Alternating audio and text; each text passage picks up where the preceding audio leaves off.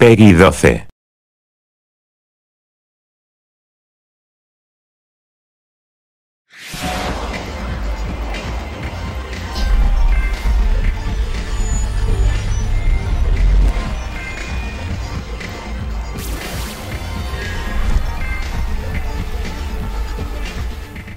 After ruling arcades and home consoles for 6 years, Street Fighter II was finally ready for a successor. Given how popular and successful the series had been since 1991, expectations were understandably through the roof for Street Fighter III. And when it arrived, people didn't entirely know what to think. However, over time the Street Fighter III series found its footing and forged its own legendary path. And in the 30th anniversary collection, you'll be able to experience this evolution firsthand.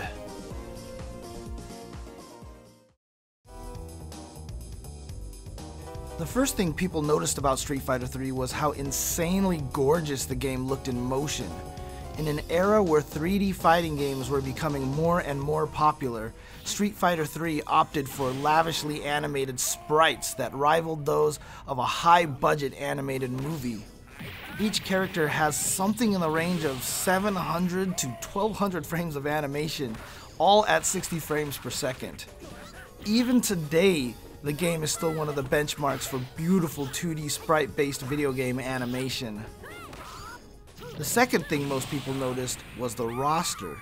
Ryu and Ken returned, but every other fighter was brand new, with American street grappler Alex positioned as a new main character seeking revenge against Gil, a two-toned paragon of human physical perfection who could control fire and ice.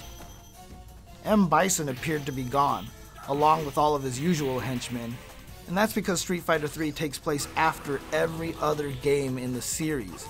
Even Street Fighters 4 and 5 are set before 3 in the timeline. In fact, Street Fighter V actually connects into Street Fighter III by revealing Gil and the fate of Bison in the downloadable story mode, A Shadow Falls. If a red and blue overlord with flowing blonde hair sounds strange, other Street Fighter III fighters were just as out there. Necro's stretchy limbs and electric powers looked like a supernatural spin on Dhalsim and Blanca, while the vagrant Oro appeared to live inside a sack and drop down before each match, fighting seemingly with one arm.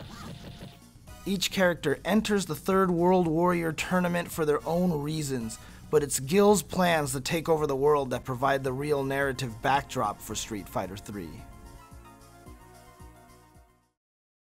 However, some characters that were all new at the time should look quite familiar to fans of Street Fighter 4 and 5. Dudley, Elena, Ibuki, Yun and Yang all debuted here, though Yun and Yang were just different colors of the same character. And while Street Fighter V's Laura Matsuda wasn't part of the team, her younger brother Sean was. It's understandable how fans took a while to warm up to these new fighters. After all, we just spent 6 years with Ryu, Chun-Li, and the rest of the Street Fighter II cast. But over time, the entire Street Fighter III lineup earned their place in the series. As with the Alpha series, if you knew Street Fighter II, you could still pick up Street Fighter III and understand the basics. But Street Fighter III offered a bit more under the hood for experienced players. The game had its own version of super combos called Super Arts, and each character had 3 to choose from before entering a fight. Super Arts were designed to add another layer to the complex nature of character matchups. But what really made Street Fighter III stand out in the series was the introduction of the parry. The new parry ability let you absorb an attack without taking any damage and then counterattack almost instantly. But it required expert timing and anticipation to pull off effectively by pressing forward or down on the controller right before an attack struck you. If you were particularly skilled, you could parry special moves or even entire super arts without a scratch, on the ground or even in the air. The series upped the pace by adding an extra movement option, forward and backward dashes. This ability has become so ingrained in players' strategies that it remained in Street Fighter IV and V. Also, universal overhead attacks, which had to be blocked standing, were added to aid in mix-ups versus the new parry mechanic. Parries were intended to be high risk, high reward, and at first they were. But you can never underestimate the players that take on Street Fighter. After time, players became experts at parrying and began deflecting attacks left and right. The addiction to the parrying mechanic was born. Just as Super Street Fighter II and Alpha 2 overwrote their original versions, so does Street Fighter III Second Impact.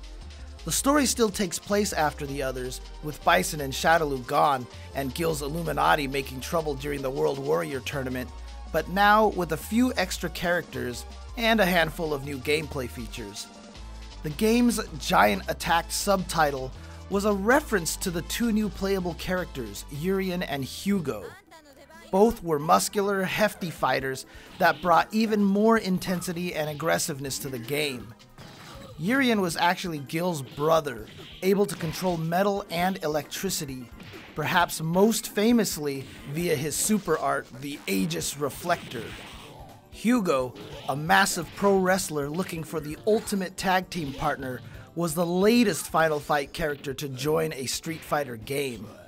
Also, instead of being alternate colors of the same character like they were in the previous game, Yin and Yang were now given unique movesets and were officially made two different characters.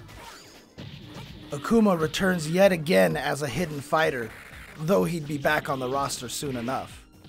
One interesting tidbit about Second Impact is that it actually featured a widescreen mode that arcade operators could toggle on if they had cabinets that supported this display option. But today, with widescreen TVs commonplace, this feature is easily replicated within the Anniversary Collection. Not to be outdone by the introduction of parries, Second Impact introduced another mechanic that would become a Street Fighter staple for years to come, the EX Special Move. If you had enough meter built up in your super art gauge, even less than a full bar, you could activate an EX move, which was a powered-up version of existing special moves performed by pressing multiple buttons instead of just one. For example, Ryu's regular fireball is performed by making a quarter circle motion and then pressing a punch button, but the EX version would use two punch buttons and gain additional properties at the cost of a chunk of your super gauge. EX moves introduced a new layer of strategy where players now had to really think about how to manage their super meter between EX moves and super arts. This concept of meter management has become a crucial part of the Street Fighter strategy, as EX moves have remained in both Street Fighter IV and V. Each character also gained a personal action that gave them a character-specific boost. Alex's personal action would raise his attack power, while Ryu's would lower his stun gauge, for example. The personal action was essentially a taunt with a reward, provided you were able to let the taunt play out all the way. Allowing yourself to be vulnerable in order to enter a powered-up state was a great calculated risk to obtain a competitive advantage.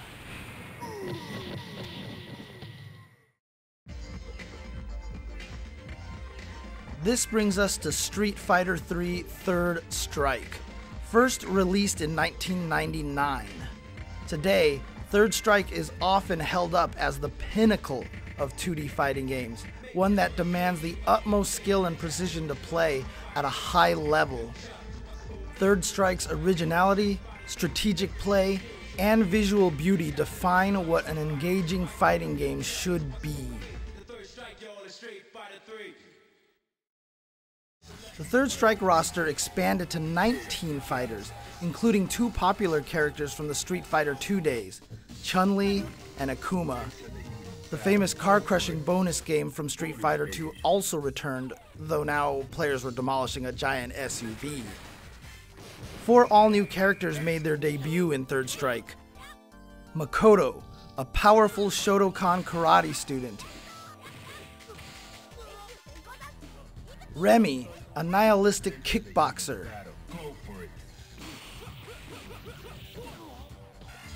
Q, a mysterious towering figure sporting a metal mask. And 12, the next stage in the ongoing experiment that also created Necro.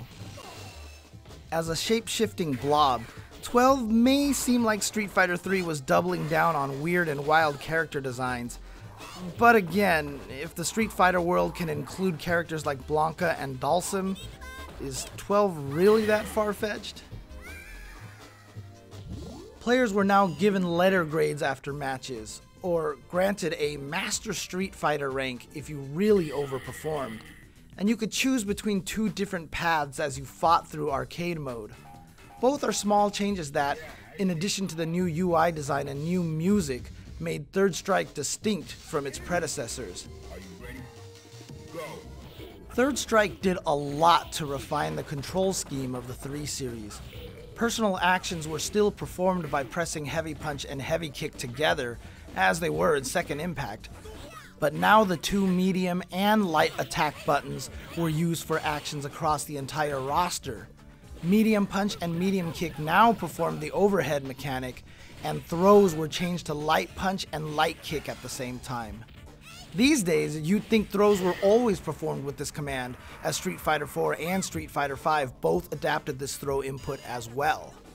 This change to how throws were performed helped eliminate accidental throws and refine the exciting up-close gameplay Third Strike later became known for. The main new feature added to Third Strike, however, was guard parries, also known as red parries. Outside of alpha counters in the Alpha series, you've never been able to perform an action while in guard stun, aka block stun.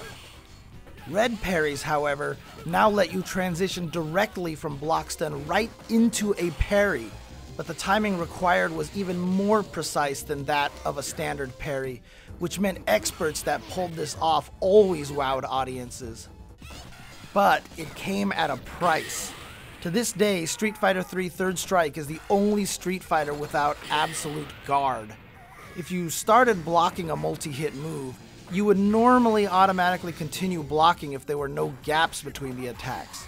In Third Strike, however, if you ever let go of your guard at any point in time, you'll be struck even if you had already blocked a move beforehand. Due to many factors, including the parry and red parry mechanic, a technique known as Kara throws introduced by the new throw input, many character-specific combos, and tons of matchup-specific interactions, Third Strike really gained the reputation of being one of the most technical entries in the Street Fighter series, and is one of the reasons many experts still play it to this day. Though audiences were initially unsure about Street Fighter III, over time it proved its staying power thanks to a passionate fan base that really supported the game. Fans discovered how deep and rewarding Third Strike really was, which led to some unforgettable tournament moments and, of course, the immortal Daigo parry from EVO 2004. Like Super Turbo, it's a game that its dedicated fans have never stopped playing.